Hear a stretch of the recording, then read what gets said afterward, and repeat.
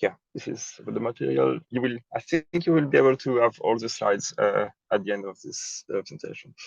And so different partner of ARCHER2, yes, of Edinburgh, of course, HPE, which is like the manufacturer and people that actually built the facilities and the machine itself, and UKRI, where we got the funding.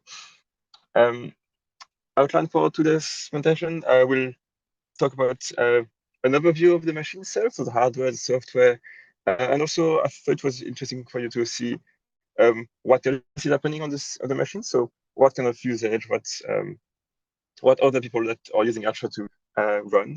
And then I will talk a bit more in detail about the actual service that EPC provides next to the supercomputer. So we host the machine, you have access to it, but there's also like a variety of other services that you have access to because you have access to ARCHER2. And I want to talk about those details. This includes training, help desk, and also different activities we do around service improvement to improve the facility itself.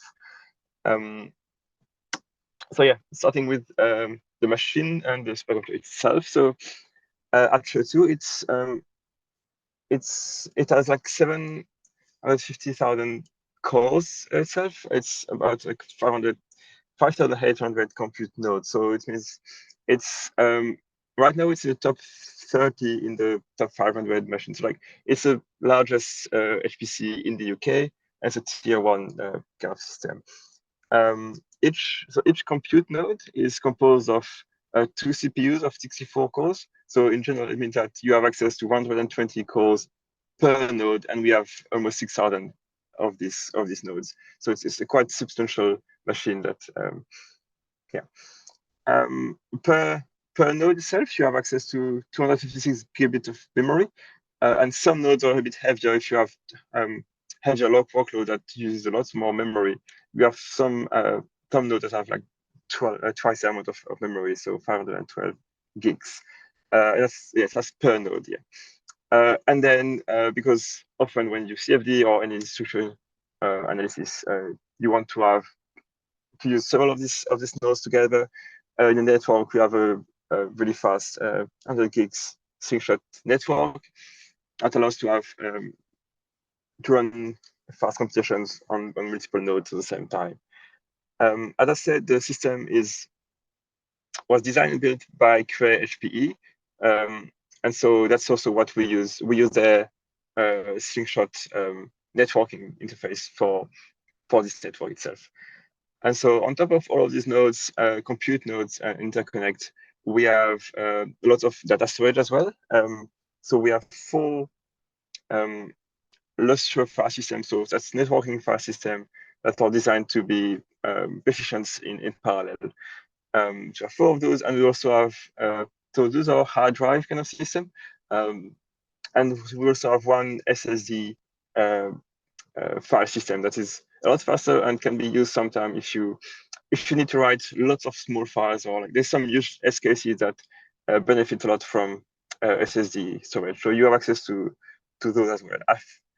I think you need to ask to get access to the SSD storage, but if you have a use case that's actually requires it will be granted. So that's the main system itself, the hardware itself. This is hosted next to Edinburgh. Like it's called the ACF. It's in the countryside next to Edinburgh, in the middle of nowhere, but it's really nice location. So if we go a bit down, I won't go too much into the heavy details of how the architecture and everything works.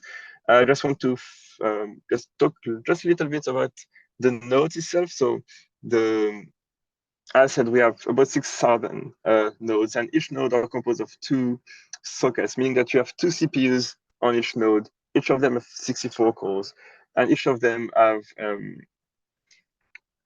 access to the RAM in this direct access to the RAM in 4 NUMA region per core.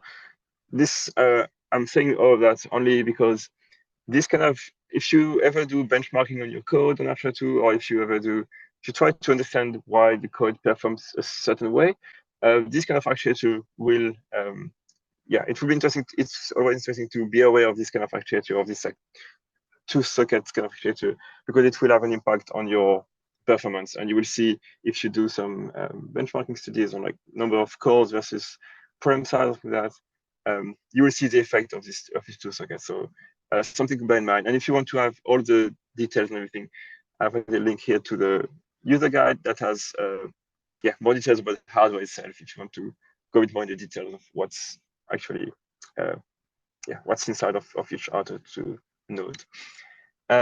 So on top of this architecture, we have all the software stack that allows you to actually use the machine. So we use scheduling system called Slurm, meaning that whenever you want to run something on the machine, you put that into a script file called a job file, and you submit that to the system. Once there is availability on the machine, it will run. And so we use Slurm. Slurm is a scheduler system that allows us to have this kind of queue system, and that allows us to prioritize some computation over others and so on. So that's only for submitting jobs. And then we also have a module system that allows you to load compilers, for example, or libraries, or to use like centrally installed libraries and load the right version you want for your code and everything. For example, we have an OpenFOAM centrally installed installation that you can just load it and then directly run into your job file. So yeah, we have some libraries, some numerical and IO low-level libraries as well. If you want to compile your code against that, you can as well. And we also have some debugging and profiling tools. So we have a license for ARMForge, which allows you to have memory, for example, debugging, also like file debugging and so on. That's provided by the module system. I won't go into detail of that. Everything is, if you want to know how it works and everything, you can just go to the documentation. That is, dr.archer2.ac.uk, and over there you have a bit more details how to actually use of that. But it's good to be aware that this exists and it's there. And finally, last little thing about the queue system itself and how it's set up on ARCHER2. You have basically whenever you want to submit a job, want to do some computation on the system, you have to ask for a particular QoS. So it will either select the right hardware for you, or it will basically make your job into different priorities. So the main one is a standard one. It's like most commonly used, and you have some limits. You cannot run jobs that are larger than 1,000 nodes, and that are longer than 24 hours, for example. Then if you have jobs that are really heavy in memory, you can use a high memory node. And this one, as I mentioned earlier, they will have twice the amount of RAM per node. So instead of 256 gigs, you have 512 gigs of RAM available for you. Then you have other kind of QoS. Like, for example, if you want to run a lot of small jobs, you can run this one. This one allows you to have 32 running jobs at the same time, but it's slightly smaller jobs. Then I won't go into details all of them, but you have all of that in the documentation. And basically, whenever you want to submit a job, look at what requirement your job has and which queue would be the best suited for it. Notice these last two ones are a bit special. These two are like not charged, meaning that you basically can run on them for free without decreasing the CU you have in your account. The serial queue is only like for really, really small jobs that often run in serial. A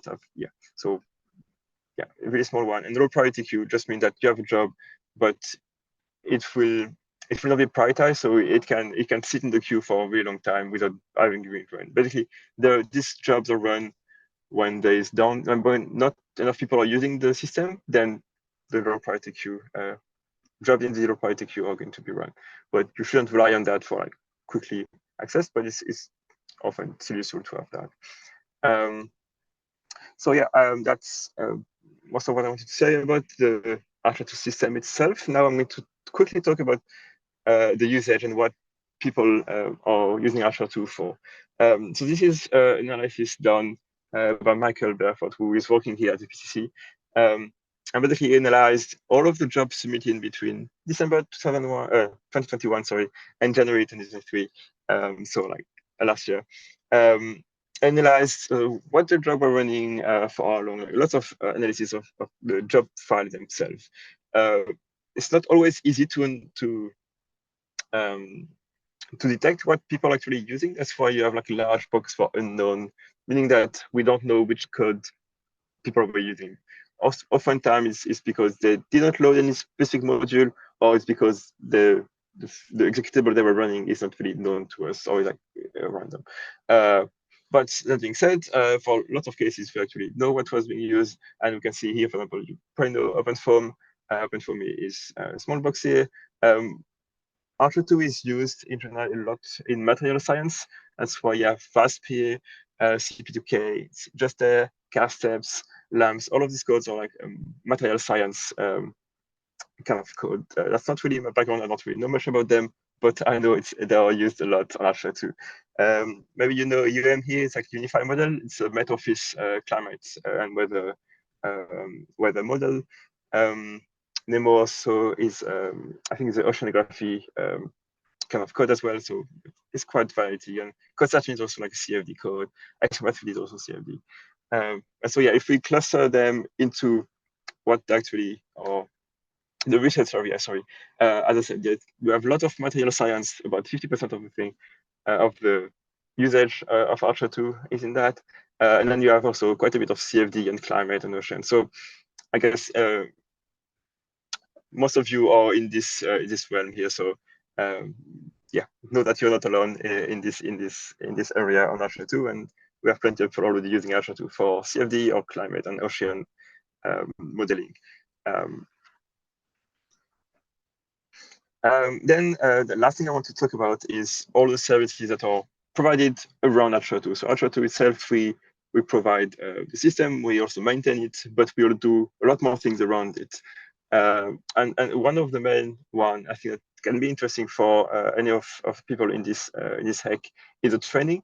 So basically, on the right here, you have a diagram of that we produce to see what could be interesting for everyone. So if you're a researcher, yeah, basically you have this diagram on the website, but you can go through it and click on it. But basically, it tells you which kind of training can be suitable for you. We do online webinars or in-person webinars. We are at different levels, from really introductory to something really more advanced for code development and validation and benchmarking and all of that. Know that it's free for any academics, and if you're not an academic, if you're in the private sector, most webinars are also free. And when it's in person, you have to ask us. I think, but I think most of the time it's also free. I think it's on more on a case-to-case basis. But know that it's free for any academics, and you don't even need to have an ARCHER2 account. I think you can just go there. And also, something really important is all of the online webinars are recorded, and you have access to all of the past recordings and materials as well. So if you go right now on the ARCHER2 training page, there is a link at the top about past recording and past, and you can see, all of the things we've done in the past. And if something is interesting for you, you can just follow it and see that. I'm going to flag up two that are maybe interesting for people in this HEC that are just started on HPC and just started on ARCHER2. One of them is an ARCHER2 for package user, happening on the 7th of December from 9:30 to 5:30. You have the link here. Once you have the slide, you will be able to click on the link. Basically, it's an online webinar that is mainly designed for people that haven't used a lot of HPC in the past and are new to ARCHER2, and they want to be able to submit jobs, log into the system, transfer files around, load modules, use different modules, understand how they work, how different queue works. So all of that. So it's a one-day training, but it's really accessible for everyone. It's like a really good introductory course when you want to use the system. And then another one if you want to start developing, if you want to start compiling your own code, compiling the codes or anything that on ARCHER2, we also have a specific course for that one. This one, the one I'm linking here, was run I think a year ago in December last year, but basically because 2nd of December 2022. But because all the materials are still available, you have access to all the videos and the material itself, and so you can follow that course as well if you want to. Yeah, if you want to compile, to use the different modules, different compiler. We have 3 compilers installed on ARCHER2, so just be able to switch between those and all of that. It's also a good introductory courses for that. So, but again, we have these are just the 2 that I thought could be interesting for you, but we have a longer list on the ARCHER2 training page, and you can just register for any of those that can be relevant for your work. Then another service that we provide that I think can be interesting for maybe it's interesting for everyone using ARCHER2 basically, is a help desk service. So basically, we have a team of 4 or 5 people here in EPCC that help you with a wide variety of queries and an issue we can encounter. It can be compilation issue, it can be performance issue. For example, you run the code on another system, you notice some performance, and you can't quite sort of match that performance in ARCHER2. We can help you understand why that's the case, or improve a bit on that. If you have like a bug that needs a bit investigating, you don't fully understand why it's happening on ARCHER2 and not on other systems, for example, we can also help you investigate that. Know that this is we won't solve your programming issues with this kind of service. So it's not for us to debug your code, but it's for us to help you understand what can happen, and yeah, if you're running your code or compiling your code, anything that is that's what we do. We have 15 days to solve this kind of problem, but really often it's done a lot shorter notes than that, and we reply. It's also fun the back and forth discussion between the user and us, and we try to understand what's the problem and fix it with them. So yeah, the email whenever you have this kind of issue, a question or a query, you just send emails to that email address, and that will directly arrive to us. And remember, we also have like a quite exhaustive documentation. If something is missing in the documentation, so feel free to send an email there, and we'll be happy to add it there. But yeah, we have also documentation here to help with all of that. And finally, the last page of service we provide is what we call service improvement. Basically, it's a team that tries to improve the user experience of the system itself. It's really broad, but it includes writing documentation, testing and documenting new tools. So if we find tools that could be useful for people, that could speed up the workflow, or tools that are generally good use, then we also try to test them and document the usage and add into documentation, and sometimes do webinar about them as well to present them to the community. We also do various benchmarking of the system, like with IO or the networking or all of that to maintain the system. And also we provide a wide range of centrally installed software. So I said we have OpenFOAM, but we have lots of others, I said VAS, CP2K, CARSEPS, all of that's also centrally installed. And so we, whenever there's a new version, we test it and we compile it and roll out for everyone to use. That's also part of that system improvement team. And then whenever there's a bug or something on the system itself, we also are the team that